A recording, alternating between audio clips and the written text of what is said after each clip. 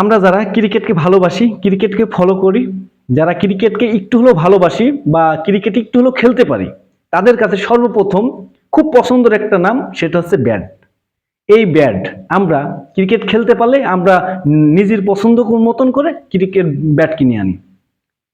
আমাদের বাংলাদেশের বড় বড় তারকা যারা আছে ইন্টারন্যাশনাল লেভেলে, তারা তামিম ইকবল, সাকিব আল হাসান, মুশফিকুর রহিম বা রিয়াদ, এইভাবে যারা আছে বড় লেভেলে আছে, তাদের কথা বলি। তারা সবসময় বাইরের থেকে, বাইরের দেশ থেকে ব্যাট কিনে আনতো, নিজের পছন্দ করে, নিজের পছন্দ অনুযায়ী ব্যাটটা টার্গেটে কিনে আনতো। এখন বর্তমানে আমাদের বাংলাদেশে নতুন করে MKS কোম্পানিটি, এই কোম্পানিটি নতুন করে ভালো ভালো ব্যাট তৈরি করে বা ইন্টারন্যাশনাল লেভেলেও এই ব্যাটগুলা চলে যায়। যেমন ইংল্যান্ডের মঈন আলী T20 লিগ খেলতে এসে, BPL খেলতে এসে এই ব্যাট উনি একটা নিয়েছিলেন। যেমন পাকিস্তানের বাবর বা এমন কোয়ালিটির প্লেয়ারগুলো সবাই এই ব্যাট কিন্তু কিনছিল।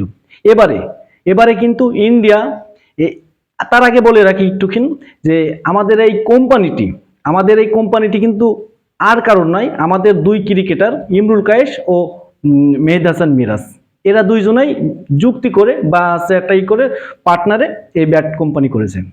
খুব একটা খুশির খবর যে বাংলাদেশে এরকম ইন্টারন্যাশনাল একটা ব্যাটের একটা কোম্পানি আছে, এটা খুবই খুশির খবর।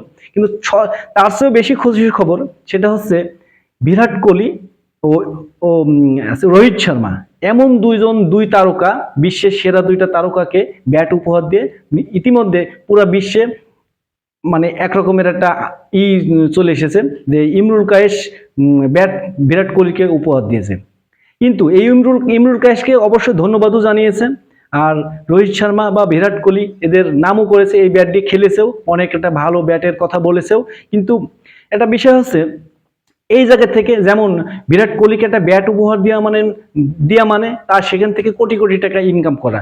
এরা কিন্তু সেই ফয়দাটাই লুটেছে, যেটা ইমরুল কায়েস আর মেহেদী হাসান মিরাজ বিরাট কোহলি আর রোহিত শর্মাকে ব্যাট দিয়ে কিন্তু এই ফয়দাটা লুটেছে। কারণ বিশ্বের সেরা হচ্ছে খেলোয়াড়রা যদি ওদের ওই MKS ব্যাট কোম্পানিতে যদি খেলা খেলে, তাহলে মনে করেন লোকাল যারা আছে তারাও ওইটাকে চয়েস করবে।